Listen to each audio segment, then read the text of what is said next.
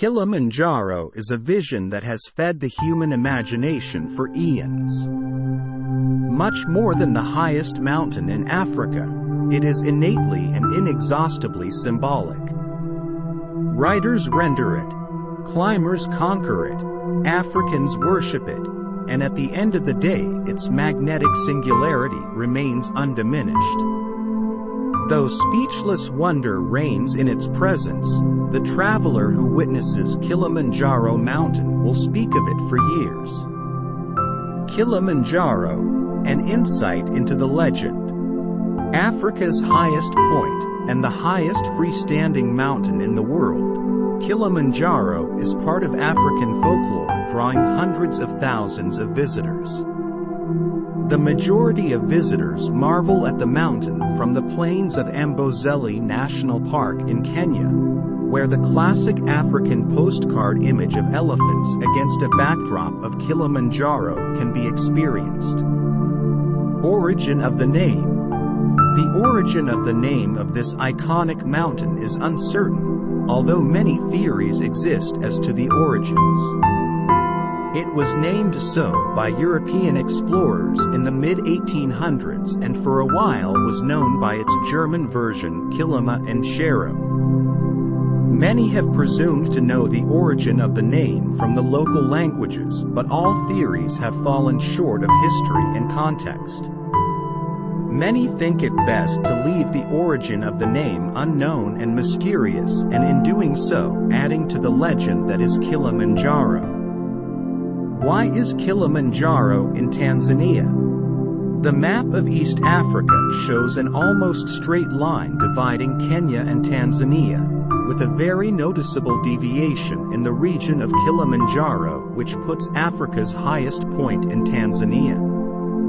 The popular story behind Kilimanjaro being in Tanzania revolves around Queen Victoria giving the mountain to Kaiser Wilhelm II as a gift, but this is far from the truth. During the scramble for Africa, present-day Kenya was under British rule and Tanzania, known as German East Africa, was under German control. The Society for German Colonization was formed at this time to gain access to much of the area now known as Tanzania. Karl Peters, a sadistic adventurer, gained much of the territory for the society through documents signed by the chiefs of the areas he passed through. When the boundaries of the new colonies were drawn up, the documents signed by the chiefs handing the land of Kilimanjaro to the Germans was accepted, and the highest point of Africa was allocated to German East Africa. Uhuru on Kilimanjaro.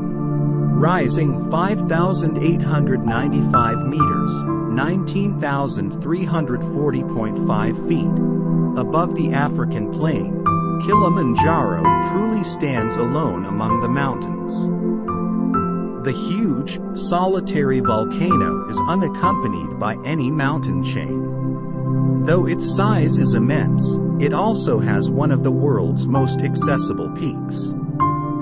People who are in good shape can make the ascent to its summit, Uhuru Peak, in a matter of days, passing through 5 distinct ecological zones along the way. The highest point of Kilimanjaro, known as Uhuru Freedom Peak, is the ultimate goal for Kilimanjaro climbers. Renamed after the independence of Tanzania in 1961 to celebrate the dawn of majority rule, Uhuru Peak is today the place of celebrating human achievement.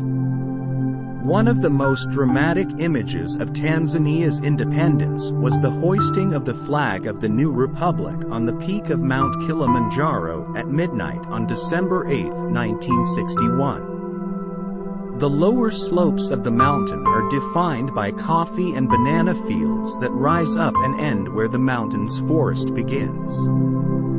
An average of 80 inches of rainfall a year make the forest home to some botanical treats.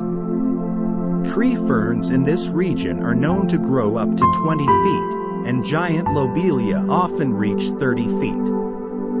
At an altitude of about 9,000 feet, The forest gives way to grasslands and shrubbery.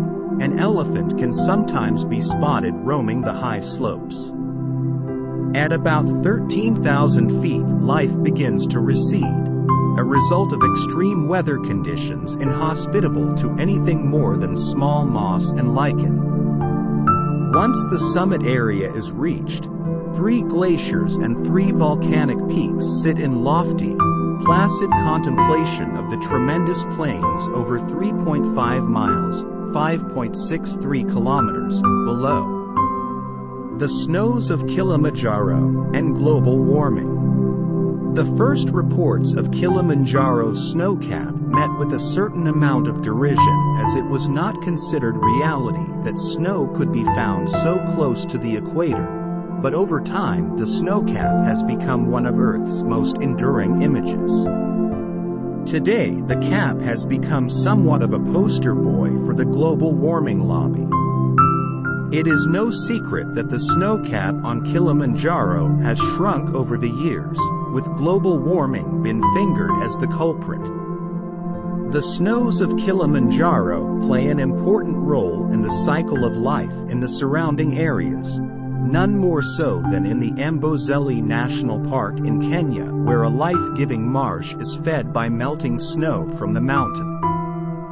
This waterway provides for countless numbers of wildlife in the form of grass and water. The shrinking snowcap is of concern to environmentalists who foresee catastrophic results of limited water supply to the Amboseli Marsh.